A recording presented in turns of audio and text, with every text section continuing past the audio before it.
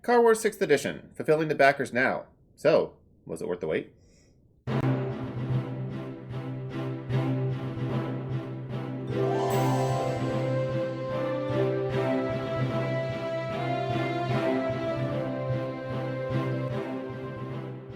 I'm Chris Steele. And I'm Sydney Steele.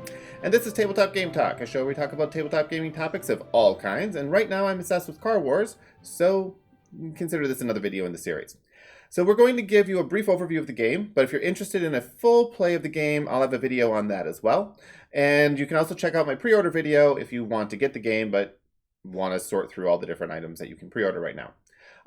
So in this review, we're just going to cover essentially what comes in a 2-player starter box. We have some components that are for the core box. I'm not going to cover any of the expansion stuff just yet because you can't get access to that unless you already have it, and we didn't use it for this game or for this review.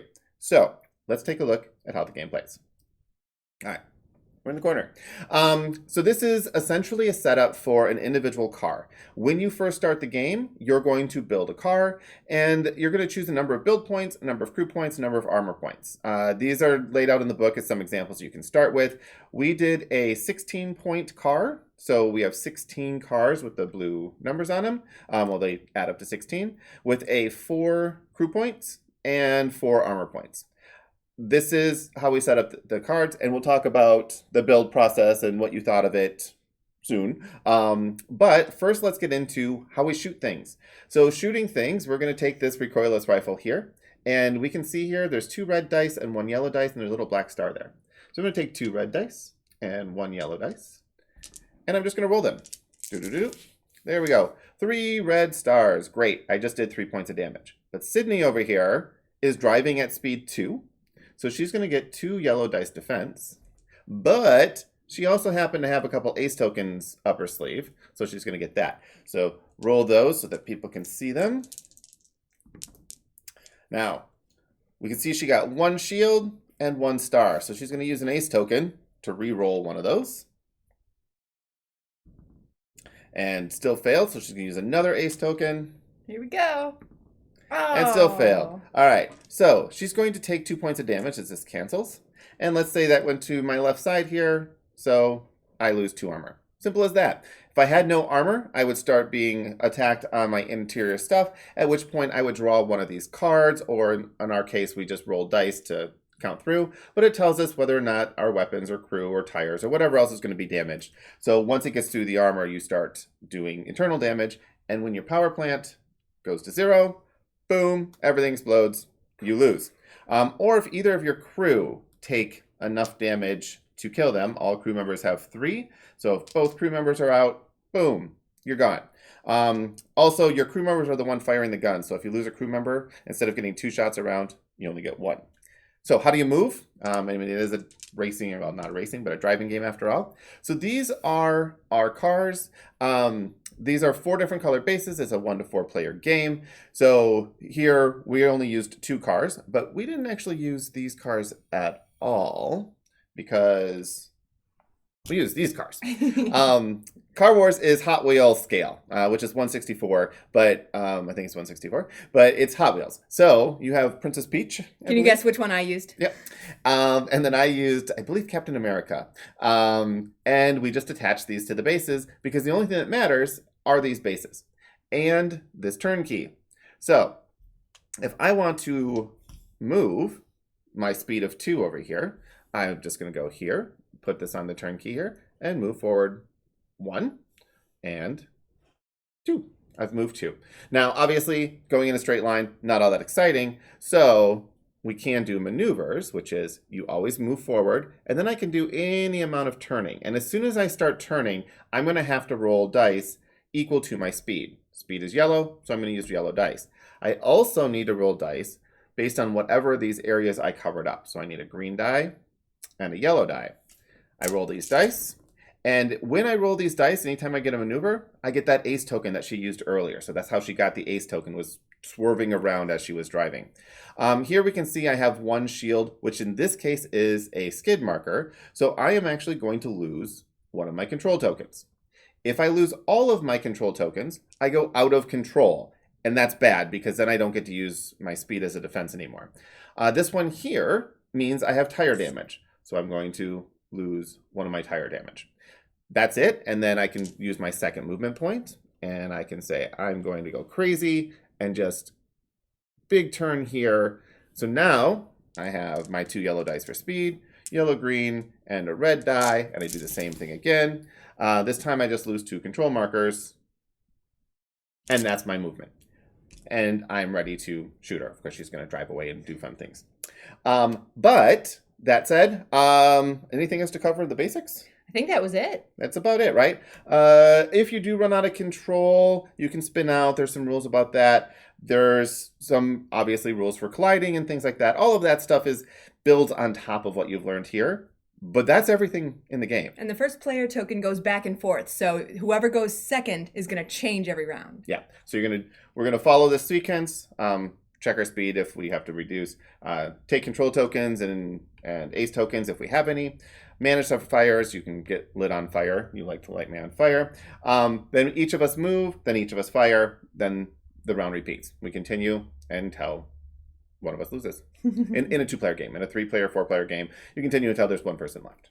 So let's talk about the game.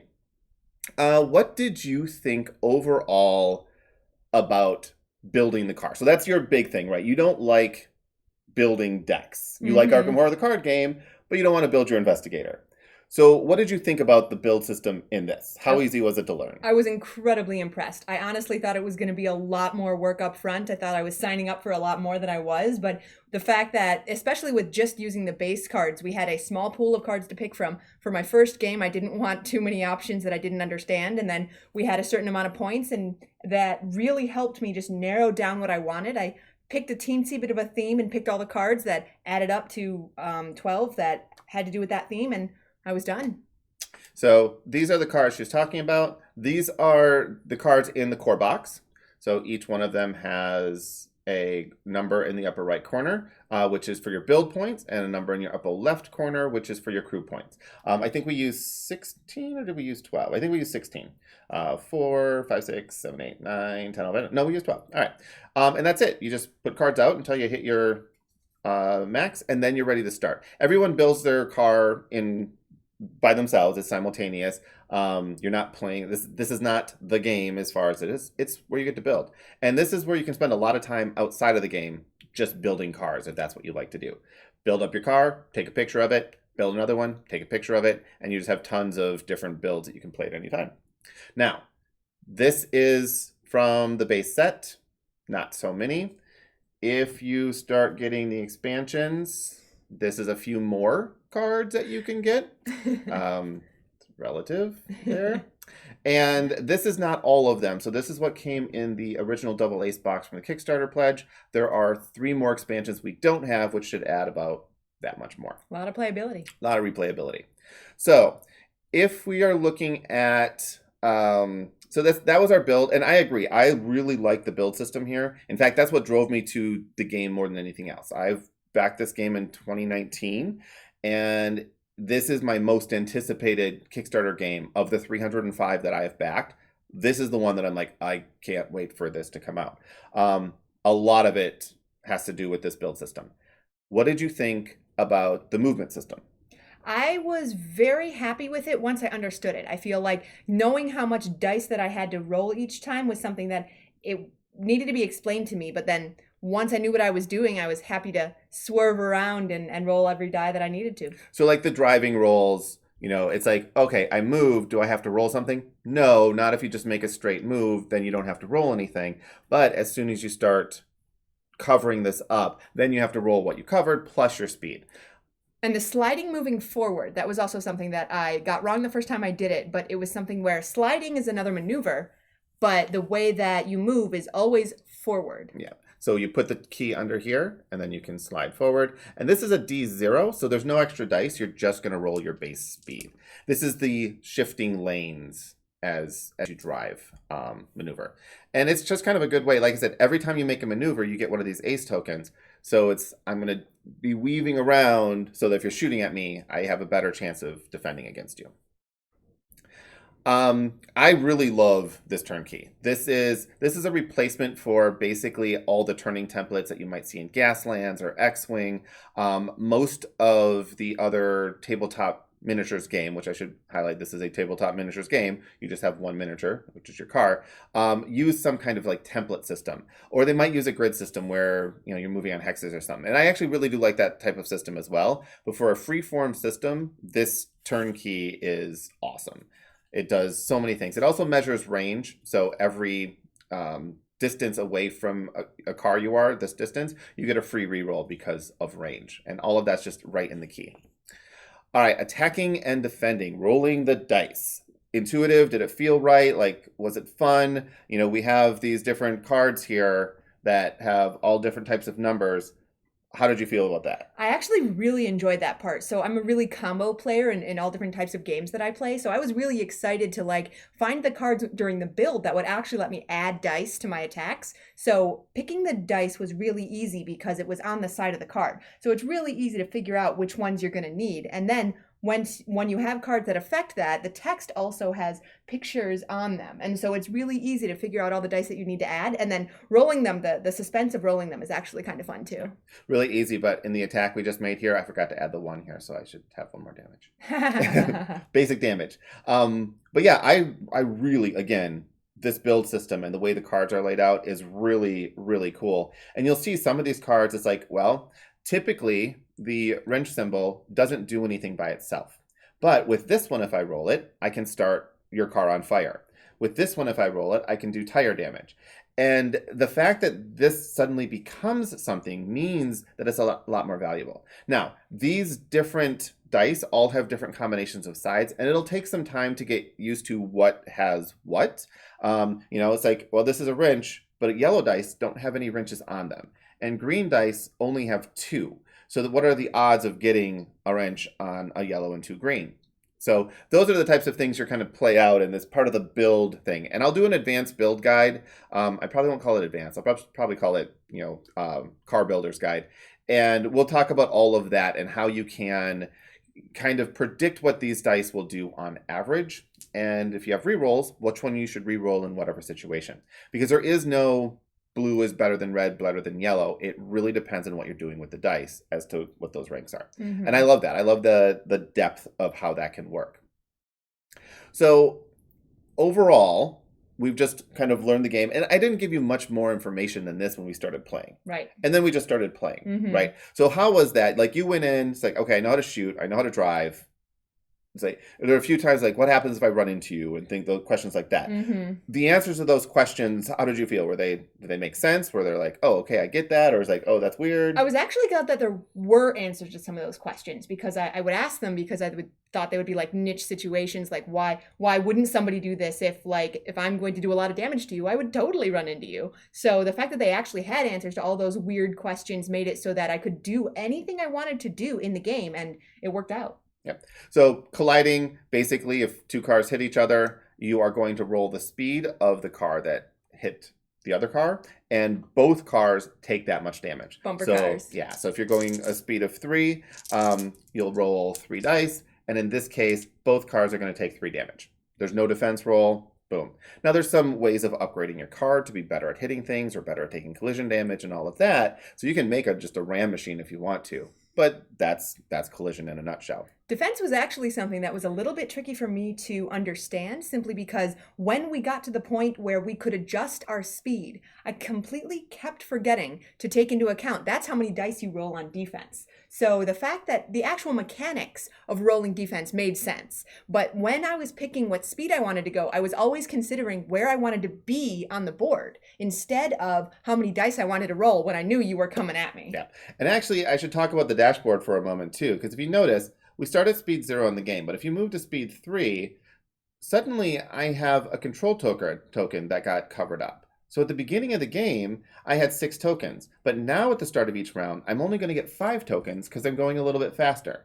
When I go speed 4, I'm only going to get 4 tokens. And as my tires get damaged, I also not only lose control tokens, but my max speed is decreased as well. So these control tokens are based off of how well your tires are and how fast you're going. and it's just glance at the board and you see how many you're going to get. It's incredibly intuitive. It makes a lot of sense that when your tires are hurt or when you're going faster or slower, how much control you actually have driving your car. Yeah, this is just a fantastic, visual piece, and it looks really cool too, and it allows you to put your cards all around that. So what about the game length? How did you feel the length of the game was? So it was so funny. I got off to such a huge start. I thought it was going to be a lot shorter than it was. And then you ended up showing your strengths and your maneuvering and all the equipment that you added to your car. So I actually felt it was a really good length. I thought it was going to be much quicker than it was, but then it ended up giving me the satisfaction of beating you in like a big finale. Yeah, I would say the teach, the build, and the game, everything combined, took about an hour and a half. I think the game proper was maybe an hour. Mm-hmm. Once we started and got past that first turn, it was basically an hour. Because the first turn was the most complicated, trying to explain how everything works. I was really happy with how long it took to create the car. So I knew that I was going to sit down, and when he handed me these cards, I thought it was going to be I read every single one of these, try and math out which ones are the best, but it actually works out really well that things go well together. And so if you have a smaller pool of things to pick from, especially when you don't know what you're doing, you can really just pick things that work well together and start playing the game. Yeah. And our cars, even though we had the same pool of cards, so everyone has the same set of cards, our cars were very different. Incredibly different. Like they didn't, you would not recognize one from the other because there are so many different things that can interact with each other, even in that small pool. And then once you add the expansion stuff, it's basically limitless. I would not recommend your first game just adding in everything. Don't do that. Take it easy. Play at least one game first, and then add in everything. Mm-hmm. That's the way I would do it. All right. So overall impressions. What were your favorite things that you liked about the game? So if I'm going to be completely honest, one of the things I loved about the game was the fact that I was able to use the Hot Wheels car. Like, I absolutely love all of the cars that it came with, but the fact that I was able to use a hot pink car was just something that really, really appealed to me. Yeah, and the way that I did this, so typically you're going to get these bases and they have these pegs and the cars fit on them. In a 2-player box, you get 6 different cars. In the core box, you're going to get 12 different cars and you're going to get 4 bases. But if you get any of the miniature expansions, and there's 4 of them, you're going to get a complete set of bases to go along with this. So what I did is in one set of bases, I just clipped off these pegs. And then I used poster tack to tack on a Hot Wheels. So now I can pull these off and this is just poster tack. And then I can put on any other Hot Wheels car I want. And I have a bunch of them because we have a 2-year-old. And voila, I can run around as Captain America and blow up Princess Peach. That's fun. All right. I think I've already mentioned it. I love the build system. I love the dice combat. The fact that there's not numbers, like it's simple, right? It's like, oh, you hit on a 5+, and here's a +1, -1. But it's still, even though it's just +1, -1 math in a lot of these games, it's still math. And it's still, you have to think about this +1, -1. This game, it's not math, it's counting. And it's silly to say, but boom, you can instantly see 3 hits here. Mm-hmm. You don't see a 5 and a 6, typically, say this is a 5 and this is a 6 and this is a 4 less. Well, 4 less doesn't hit. 5 does 1 damage, 6 does 2 damage. That's a cognitive load, and some games do it that way. These symbols just make it so easy. And even better, because the defense are also actually symbols. It could be as easy as I rolled 1 defense, you rolled 3 attacks, so now I subtract those 2 hits. Yeah. So I really like the way the dice work. There are 6 different colors. They're all a little bit varied. Typically, there's enough dice to roll, so you never have to, there's 4 blue dice. You are almost never going to roll more than 4 blue dice in a roll. There's 6 yellow dice, because if you're at speed 5 and you make a turn, that's 6 yellow dice. So they thought really hard about how many of each types of dice to put in there as well. Again, check out my builder's guide for like the probabilities of the dice, but these dice are great. And they're just a little bit smaller than their standard die, which makes them feel good in the hand when you're rolling a handful of them. It's not like so clunky. They just feel nice. There's the right size, the right feel. That's engraved, I think. It's like they're not printed on. These are, the dice are fantastic. I love those. All right. This is a review, so we have to say, what did we not like? What do we think that could be improved? What are the downsides to everything you learned?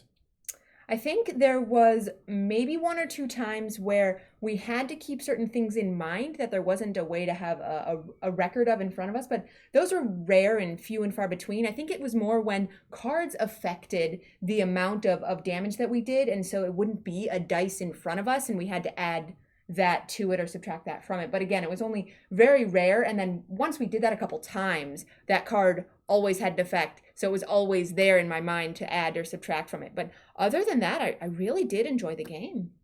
Yeah, so things like making sure you take an ace token when you do a maneuver, or I have 3 damage to apply. I'm doing internal damage, and okay, I need 2 here, 1 here. Oh, wait a minute, how many did I just apply? So one of the things that we do, and you will learn this as you play, but something that was simple for us is when you are going speed 3, you can just set out these 3 ace tokens, and each time you go straight, return 1 back to the bank, and the rest of them are maneuver tokens, so you can just bring those in. If there was damage that we had to do, so anytime we made a damage roll, we would actually just take the damage tokens and set it aside. It's like, okay, so I have 5 damage. 1 of it's going to the armor. All right.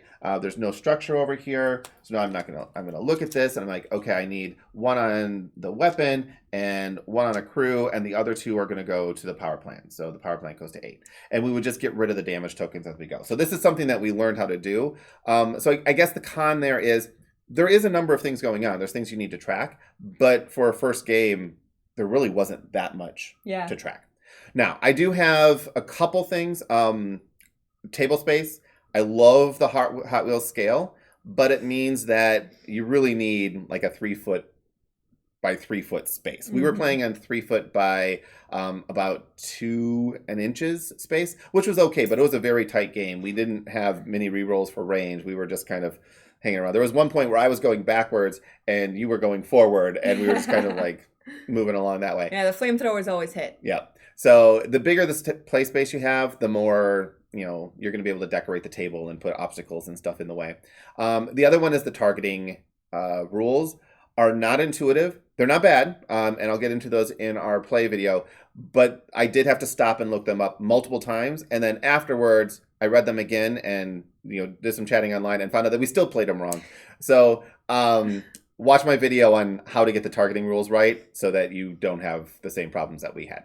But otherwise, yeah, I would rate this game as, and I've played it, so we played it once. You've only played it once. I've played it, that was my 5th game that I played. So I played a number of demos in different conventions and stuff. This is possibly one of my favorite games of all time. And it could, possibly. Right now, I would say it's in the top 10, a lot just because of the build and combat system. But this is a very few play, so I need to play it more. I need to play around with all the different build cards and different combinations. And does the game hold up over time? That's my big suspicion. I want to see tournaments and organized play, and I want this game to explode. But there is the possibility that it could become samey, and I don't know yet. So I'm gonna say this is a solid 9 out of 10 for me. And yeah, I definitely can't wait to play it again and do more videos on it. So what do you think? Could you put a numeric rank to it? I think that I would definitely give this a solid 8 out of 10. I really, really enjoyed it, and I think every single time you want to put it to the table, I will be happy to play it. I think I might need some more variety in the future, but it looks like we have that in spades. So I'm happy to give it an 8 out of 10. All right. Well, this has been Tabletop Game Talk. This has been our review of Car Wars 6th edition. And there's a bunch of expansions for this game as well. Check out the buyer's guide to get all of those. And thanks for watching. Bye. Bye.